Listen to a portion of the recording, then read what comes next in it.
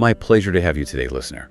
Have you ever just paused, right in the middle of your perfectly comfortable life, everything's going okay, seems fine, and then you feel it, this sudden chilling whisper.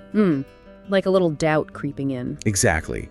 A suspicion that maybe all this convenience, all this ease we've built, maybe it's quietly, eroding something important, our purpose maybe, the richness of just being. The very things that make life feel meaningful, perhaps. Yeah. What if that life we're all chasing, the one that promises freedom from struggle? What if it's secretly kind of expertly destroying us from the inside out? It's a powerful thought. Because the most dangerous prison, you see, it isn't built of concrete and steel. Yeah. Not at all. It's built often, quite beautifully, out of comfort itself. Welcome to Enchanted Life Inside.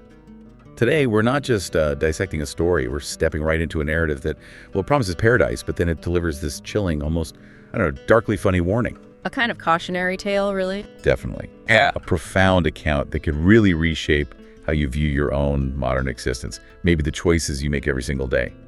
We're taking a deep dive into what happens when, an ideal world starts to unravel itself, drawing lessons from a scientific experiment so unsettling. It feels like a dark parable for right now. Yeah. So we need to go back in time a bit. Picture this. Farmlands, Rockville, Maryland. Yeah. Starting way back as early as 1947. Right. This is where this brilliant, maybe even audacious scientist, John B. Calhoun, this is where he started his work. He didn't just study animals in the typical sense. He was more like an architect of worlds for them. Exactly. Architect is the right word. He created these entire universes, you could say. And what he made would later get called things like a rat utopia, or even more chillingly, mouse paradise. And his most famous one, Universe 25, which ran from about 1968 to 72, that wasn't just some cage. It was meticulously designed, a purpose-built Eden, almost, indeed. And Calhoun's work, it really laid the groundwork for this term he coined, behavioral sync. Behavioral sync, okay. Yeah, and it's a concept that goes way deeper than just, simple overcrowding. Yeah. His research fundamentally challenged this basic assumption we often make. Which is? That if you just remove all the external threats, provide endless resources, that society will naturally flourish. It sounds logical. Take away the problems, life gets better. Exactly. But his work showed it wasn't just about physical density. It was about the profound and sometimes really perverse impact of social interaction, or maybe the lack of meaningful interaction, even when you have everything you need. So abundance wasn't the answer. Not necessarily. It forces us to confront what we really mean by progress, and maybe more critically, what truly makes for a thriving existence, not just for mice, but for us too. Okay, so let's picture this paradise he built, Universe 25. What did it actually look like? Imagine the perfect haven. That's what he was aiming for, right? For these mice. Absolutely. He started Universe 25 with just 4 breeding pairs. Think about that, just 8 mice. A small founding population? Yeah, and they were destined for this life of, unprecedented luxury. The environment was engineered down to the last detail. Right, so no predators, obviously. None. Unlimited food and water, piped right in, always there, effortless. Perfect shelter, temperature controlled, clean. Constantly available, no need to build nests or fight for space, really. Exactly. No disease, no stress, no danger. Every single traditional challenge a species would normally face. Every evolutionary pressure, gone. Systematically eliminated. Just removed from the equation. Think about it. Everything a creature could possibly want, just provided. Every need met, every struggle avoided. It was, by any definition we usually use, a perfect world for these mice. Survival guaranteed. Life seemingly just effortless, a flow of pure ease. So what happened? Did they just multiply happily ever after? Well, initially, yes. That's exactly what happened. The population did what you'd expect. It exploded. The conditions were, biologically speaking, optimal. A perfect mortality-inhibiting environment. That's the term Calhoun used. Mortality-inhibited. Right. And this early phase, it lasted for roughly the first 315 days. It's really crucial because it totally sets the stage for the paradox, the drama that comes later. Okay. The population grew incredibly fast, doubling about every 55 days, reaching over 600 mice pretty quickly. Wow, from just 8. Exactly. So this initial seemingly boundless success It looked like it proved the point, right? Comfort plus abundance equals flourishing population. Makes sense. They were well-fed, safe, reproducing like crazy. A biological triumph on the surface.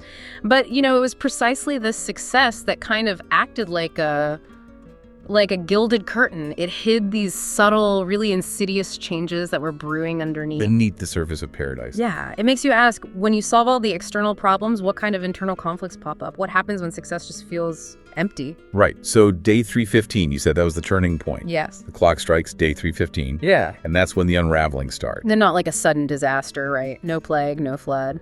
No, nothing like that. It wasn't sudden. It was this slow, insidious decay of their behavior, an internal collapse. This wasn't some threat from the outside, listener. It was something way, way more chilling brewing within the paradise itself. So what did that look like, this decay? Well, the female mice, Yeah. the ones who should have been nurturing their young, they started abandoning their babies, sometimes even attacking them. Attacking their own young. Yeah. Maternal instincts, the absolute bedrock of a species' survival, just vanished, gone. Wow. And the males? The males kind of collapsed psychologically. Instead of being protective or, establishing social order, they showed extreme apathy. They just refused to mate. They completely lost their drive for any kind of social engagement. Withdrawn. Totally. Or some went the other way. They became violently aggressive, engaging in cannibalism, attacking others for no apparent reason, just chaos in pockets of this utopia. Random violence within the safety. Exactly. But maybe the most disturbing part, others just withdrew completely, became hermits in this world of plenty. Hermits?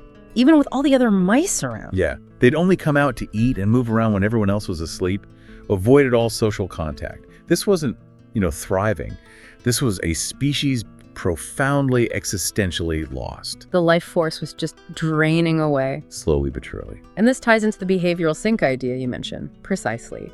That specific voluntary crowding, which Calhoun termed the behavioral sink, it became incredibly obvious during feeding times. How so? You'd see maybe 60, even 70 or 80 mice all cramming themselves into one single feeding pen, even though there was plenty of identical food and plenty of space in other identical pens right nearby. So they weren't crowding because they had to? Not at all. It wasn't about scarcity driving them together. Yeah. It seemed to be this weird perversion of social interaction, a compulsive, stressful closeness during a basic activity like eating. That's bizarre. Why? Well, the thinking is this abnormal social density arose because resources were so abundant. There was no longer any need to spread out, no incentive to maintain personal space or territories. So the abundance itself created the problem. Paradoxically, yes. And within these crowded sinks, normal social rules just completely disintegrated. And the babies? You said they were abandoned or attacked? Infant mortality in these disoriented groups soared. Up to 96%. Just catastrophic. 96%. Yeah. The mice, even though they were physically perfectly capable of reproducing, they had simply lost the complex social skills needed for mating rituals, for pair bonding, for nurturing, for raising their young, for the very continuation of their species. So it wasn't a physical problem, but a behavioral one. Exactly. It was like a functional sterility in spirit, the social fabric, the emotional drives, the behaviors essential for their existence. They just broke down. They had the biological parts, but they lacked the behavioral software, the instinct, the will to use it meaningfully. Calhoun also observed these two really poignant groups emerging from the chaos, didn't he? Yeah, tell us about those. Right. So first, there were the ones he called the probers. Yeah. These were typically males who became hyperactive, often hypersexual. They'd engage in this constant, aggressive, sort of pansexual behavior, just indiscriminately pursuing any female or even other males with zero regard for any normal social cues or structure. It's just frenetic activity. Frenetic overactivity, exactly. But it achieved nothing productive. It just added to the chaos. And then, perhaps even sadder, were the beautiful ones. The beautiful ones. That sounds strangely poetic. It is, isn't it? These mice, often female, showed this almost autistic-like withdrawal. They spent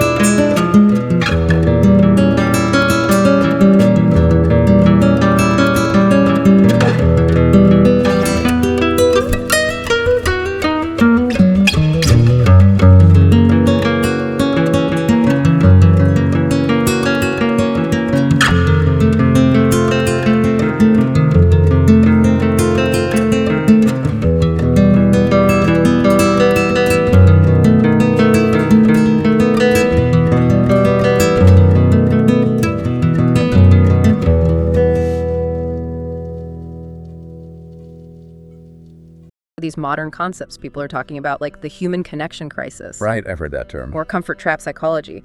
We have quite deliberately engineered away so many traditional challenges, the very things that used to shape our resilience, our sense of purpose, even the fabric of our communities. Can you give some examples? Sure, think about food delivery apps. Amazing convenience, right? Yeah, lifesavers sometimes. But they mean we bypass the effort of cooking, maybe the social bit of grocery shopping, or even just the planning involved in sharing a meal with someone.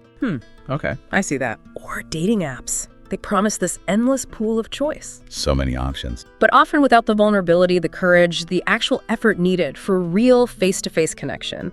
Psychologists even talk about the paradox of choice.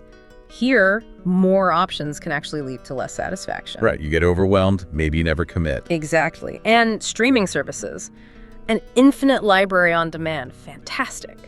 But it can easily replace active engagement with the world or even with our own thoughts with just passive consumption, filling time, but not necessarily enriching our lives. Just consuming content. And social media gives us instant validation likes, shares often without the depth of real interaction that truly nurses us as social creatures. So the bottom line is, we have more convenience, no doubt, but often less genuine, deep connection. More options, less satisfaction. More information, maybe, but less actual wisdom. The very systems designed to make life easier might be subtly undermining our core psychological needs, our need for competence, for autonomy, for real relatedness with others. And you're saying this isn't just theory, we see it playing out. Oh, absolutely. This isn't just some abstract idea. It's showing up in really concrete, sometimes heartbreaking ways. Think about it. Okay. Young professionals working remotely, maybe from some amazing beach location, right? Living the supposed dream. Yet they report increasingly high levels of isolation, feeling disconnected from any real, tangible community. The digital nomad paradox. Connected globally, disconnected locally. Precisely. Or students graduating with fantastic degrees, every opportunity seemingly laid out for them. But they feel adrift. No clear sense of purpose.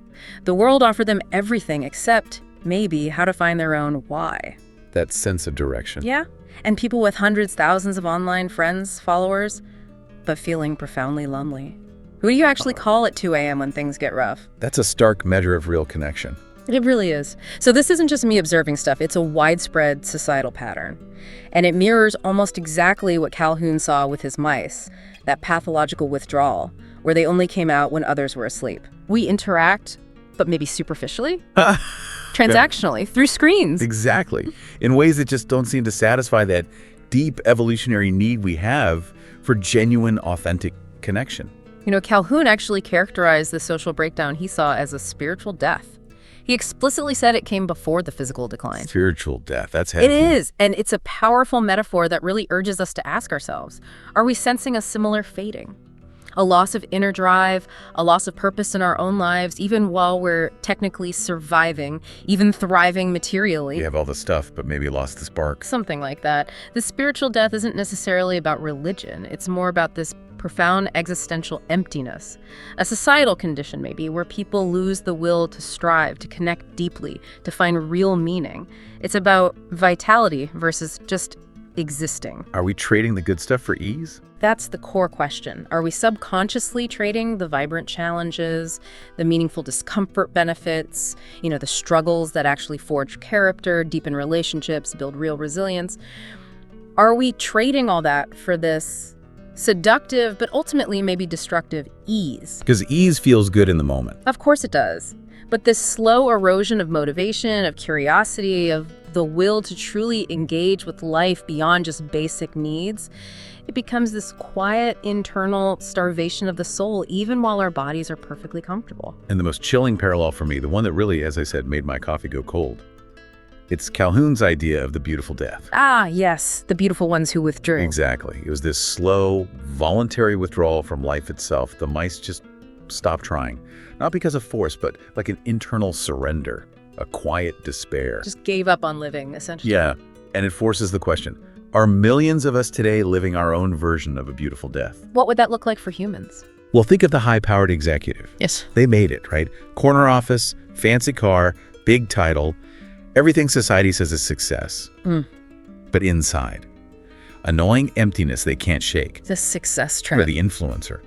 Millions of followers, this perfectly crafted online persona, but no real intimate friends. Their curated life is just a lonely performance. All surface and no depth. Or the brilliant student. Every academic chance, every opportunity, but no direction. No fire in the belly, just adrift in this sea of endless options.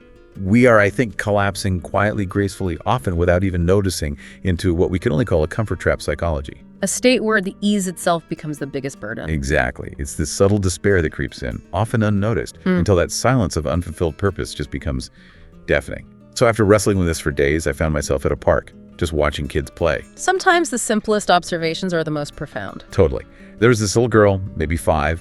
She's trying to climb this new slide. It was a bit taller than the others. She fell twice, scraped her knee a little, tears started welling up.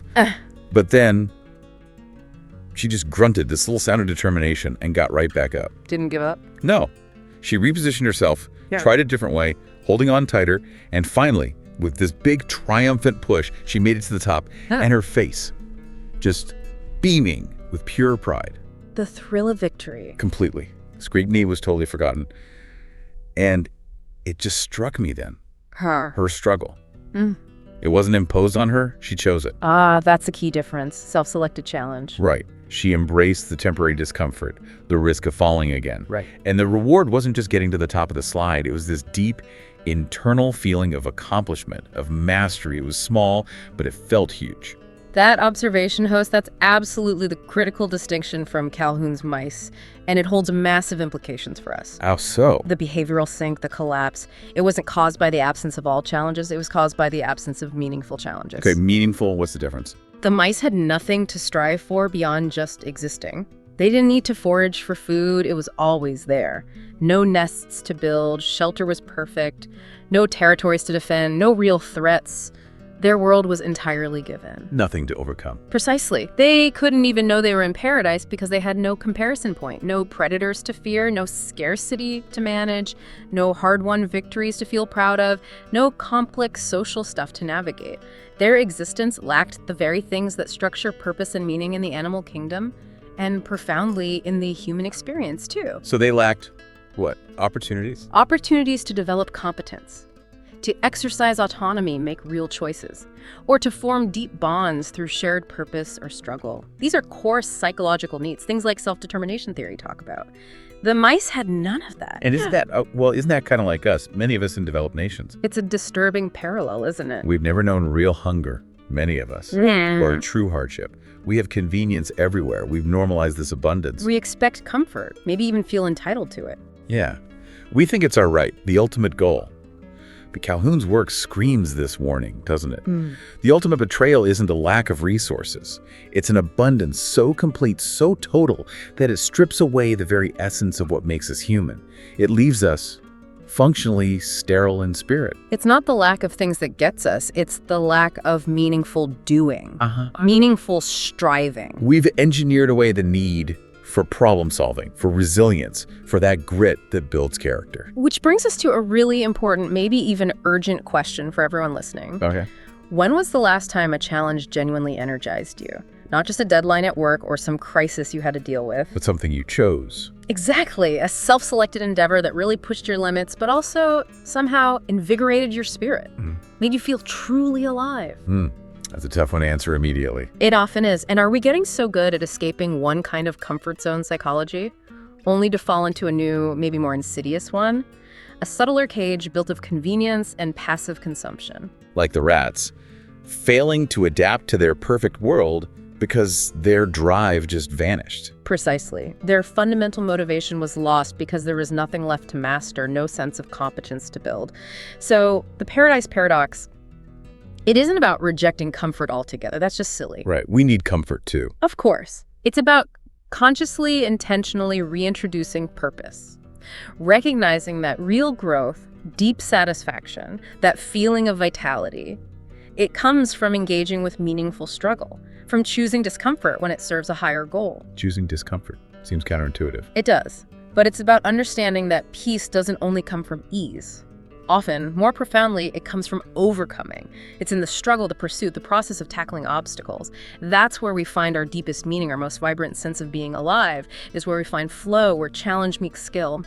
So after days really steeped in Calhoun's haunting insights, I decided I had to try something. Something radical, for me anyway. Okay. What did you do? Last night, for the first time in, I honestly can't remember how long. Yeah. I turned off all my devices at 8 p.m. All of them. Wow. Everything.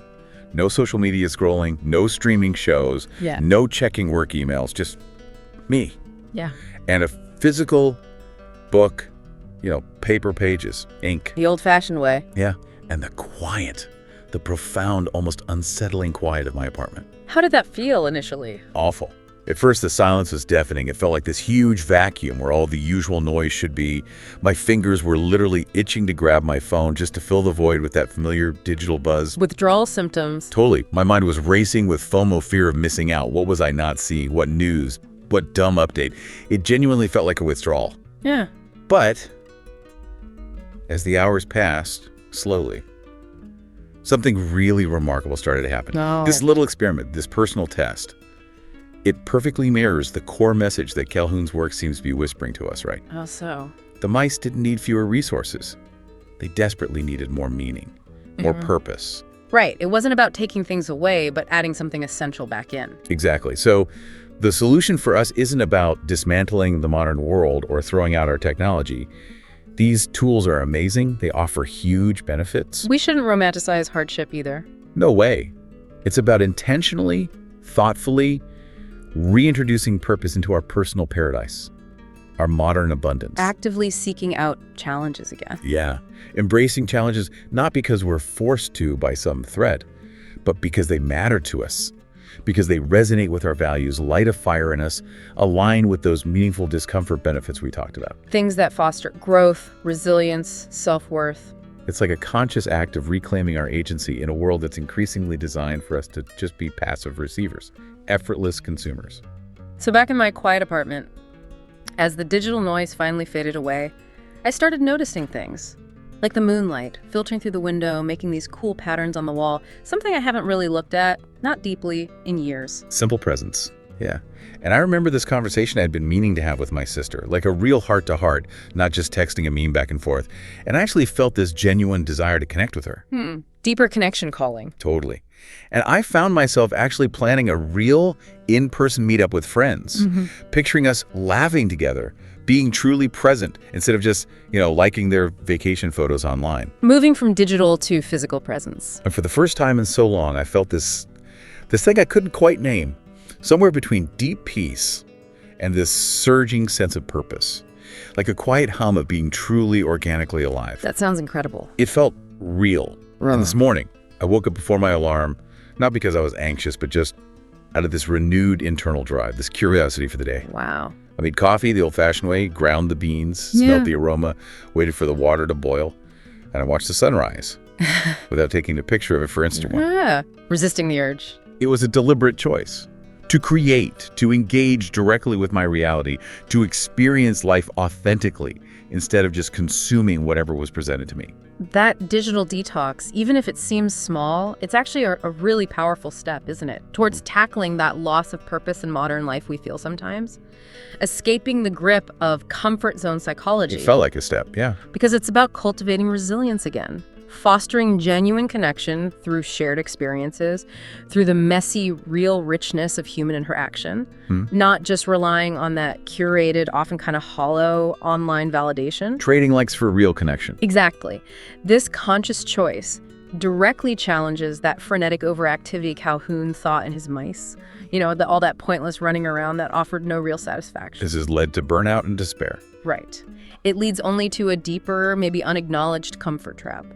So by choosing meaningful discomfort, by intentionally seeking challenges that nourish our spirit, push our boundaries, we're not just surviving anymore, we're actively choosing to thrive. To infuse our abundant lives with purpose again. With genuine engagement, true vitality. It's about remembering that the biggest joys often lie just on the other side of deliberate effort. I'm not here to judge anyone. Yeah. I am just as susceptible to the comfort trap as the next person. I hear that siren song of ease and convenience loud and clear. We all do. It's seductive. It really is. But Calhoun's mice, They taught me something so profound, it almost feels like a cosmic joke, Which is Paradise without purpose. It isn't paradise at all. It's just a beautifully decorated cage. a gilded cage, yeah. One we might not even realize we're in until the bars have just quietly, almost invisibly, closed around us. But here's the crucial difference, right? Yeah. Unlike the mice in Universe 25, we are not trapped. We have a choice. We have awareness. We have the incredible gift of choice. We can recognize our own paradise, our modern abundance, and we can choose to transform it. We can choose to convert it from a cage into a springboard, a launching pad for genuine growth, for profound meaning, for truly vibrant living. So the most dangerous paradise isn't the one with limits. The one that maybe forces us to adapt and struggle and grow. No. It's one where we forget we even need to strive at all, where the striving muscle just atrophies from disuse. Well put. So I'll ask you, listener, maybe a question to carry with you from this deep dive today. What small discomfort, what meaningful challenge, however tiny, what will you choose today to start reclaiming your vitality and your purpose? The mice in Universe 25, they couldn't do it. No one told them they were in a trap disguised as paradise. They had no way of knowing. But at least Enchanted Life Inside has shared this with you. Please, if this resonated, spread the word. Share this insight. Maybe more people can find an answer for themselves in this increasingly comfortable, maybe dangerously comfortable world. What are your thoughts? Did this spark anything for you? Let me know in the comments below. Your insights, your experiences, they honestly help us improve so much on this journey we're taking together with you. Of course, don't forget to follow Enchanted Life Inside to catch up on the latest insights and continue these explorations with us. I really look forward to seeing you again soon, exploring more of these ordinary things that happen every day, but are, very much worth thinking about. Remember, comfort zone psychology. Why easy life hurts the most. My name's Eli. Thanks, everyone. See you next time.